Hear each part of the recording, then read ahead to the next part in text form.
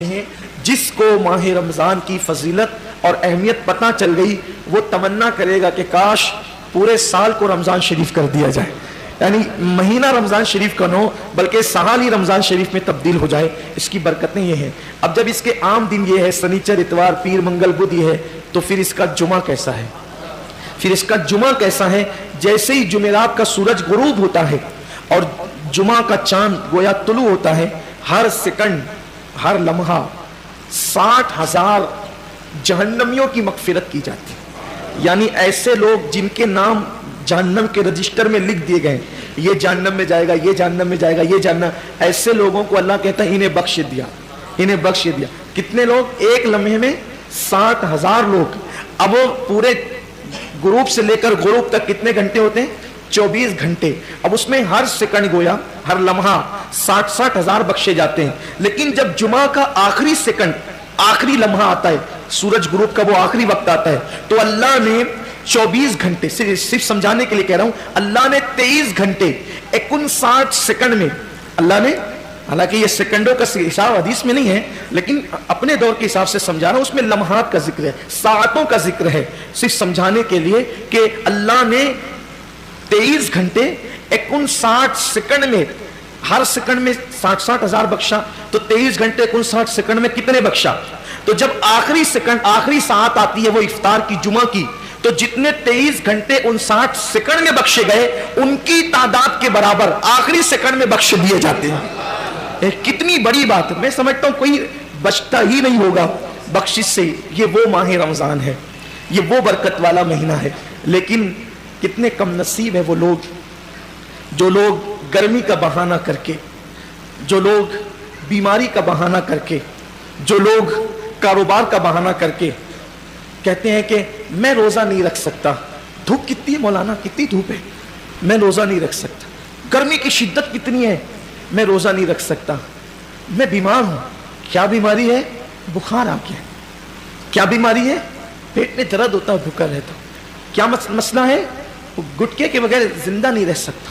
انا للہ و انا الیہ راجعون۔ رمضان شریف کا ایک روزہ، اگر کسی کا رمضان شریف کا ایک روزہ اس نے چھوڑ دیا، ایک روزہ اس نے رمضان شریف کا چھوڑ دیا، اس کے بدلے میں زندگی بھر روزے رکھے۔ یہ میں نہیں کہہ رہا ہوں، یہ ہماری کتابوں میں لکھا ہوا ہے، اسلامی کتب میں، اہل سنت کی کتب میں، کتب فقہ میں، کتب احادیث میں لکھا ہوا ہے کہ جس نے ماہ رمضان شریف کا ایک روزہ چھوڑ دیا پھر اب پوری زندگی روزے رکھتا رہا اس کے بدلے میں، تو جو فضیلت رمضان شریف میں ایک روزہ رکھنے کی تھی، پوری زندگی کے روزے رکھ کر بھی اس ایک روزے کی فضیلت کو نہیں پا سکتا۔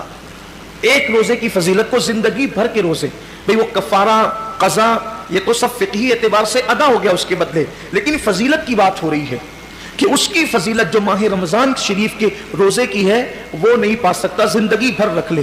اور پھر ان کے جبڑے جو آگ کی کینچی سے کاٹے جائیں گے جنہوں نے روزے نہیں رکھے ہوں گے، بڑا دردناک عذاب ہے جنہوں نے روزے نہیں رکھے ہوں گے۔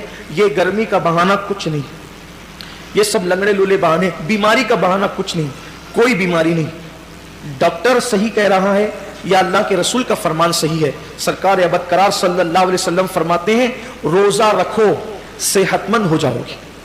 یعنی روزے میں بیماری نہیں ہے، روزے میں شفا ہے، روزے میں شفا ہے۔ آپ دیکھیں اکثر بیماریوں میں ڈاکٹر کہتا ہے کہ کھانے سے پرہیز کرو، کم کھاؤ، بیمار ہو تو اس کو اناج مت دو، بہت ساری بیماریاں جس میں کہتے ہیں اناج مت دو۔ روزے میں کیا ہے؟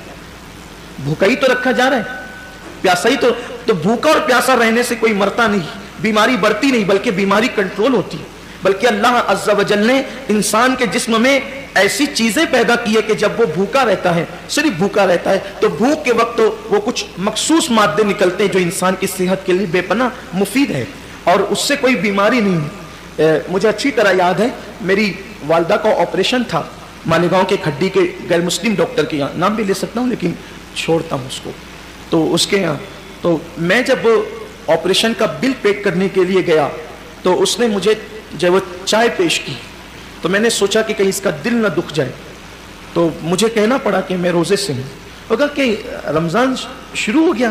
میں نے کہا یہ رمضان کے روزے نہیں ہیں، یہ 13، 14 اور 15 مہینے کے جو 3 روزے ہمارے नबी प्रॉफिट मोहम्मद सल्लल्लाहु अलैहि वसल्लम रखा करते थे, तो हम लोग भी रखते। तो सब तो नहीं रखते, मैंने सब नहीं रखते क्योंकि वो ज़रूरी भी नहीं है, फ़र्ज़ वाजिब नहीं है रमज़ान शरीफ की तरह, लेकिन ये सुन्नत है। और ये ऐसी सुन्नत है कि सफ़र में भी हुज़ूर अलैहिस्सलाम इसको नहीं छोड़ते थे। और हमारे नबी सल्लल्लाहु अलैहि वसल्लम ने फरमाया कि जो ये रोज़े रखेगा तो उसके चेहरा आखिरी दिन क़यामत के दिन 14वीं रात की चाँद की तरह चमकेगा। आपकी दुआ से मेरी आदत है, मुस्लिम हो या गैर मुस्लिम हो, जब भी कोई मिलता है ऐसा तो फिर हम अपना सौदा खोल के बैठ जाते हैं, क्योंकि हर दुकानदार चाहते हैं ना कि अपना सौदा बिके। तो अपनी आदत ही है कि बता दे, फिर अल्लाह की मदद। वो उसका चेहरा चमक उठा, ये बात सुनकर उसका चेहरा चमक गया। उसने कहा मौलाना साहब ये तो आपका मजहबी मामला है, लेकिन ये साइंस कहती है कि अगर महीने में 3 दिन इस तरह से अगर कोई भूखा रहेगा तो उसका पेट वॉश हो जाएगा, धुल जाएगा, साफ हो जाएगा, और फिर वो कई बीमारियों से बच जाएगा। फौरन मेरी ज़बान पे हुज़ूर अलैहिस्सलाम के लिए दुरूद आ गया कि लोग आज कह रहे हैं, मेरे महबूब ने फरमाया कि इसको हो सके तो रखो, और बल्कि इसको हुज़ूर ने सफ़र में भी नहीं छोड़ा।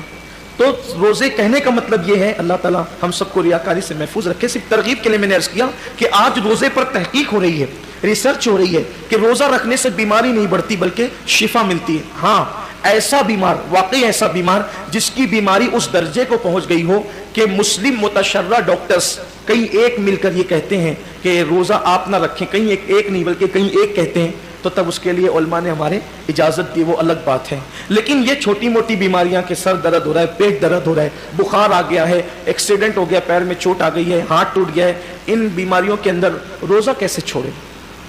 इस रोज़ा क्योंकि रोज़ा इतनी आसानी से, जो रोज़े की बरकत जानता है ना, जो रोज़े की फजीलत जानता है, अल्लाह के हबीब सल्लल्लाहु अलैहि वसल्लम ने फरमाया कि अल्लाह का फरमान है कि रोज़ा मेरे लिए है, रोज़ा मेरे लिए है, और अल्लाह फरमाता है मैं ही इसकी जज़ा हूं।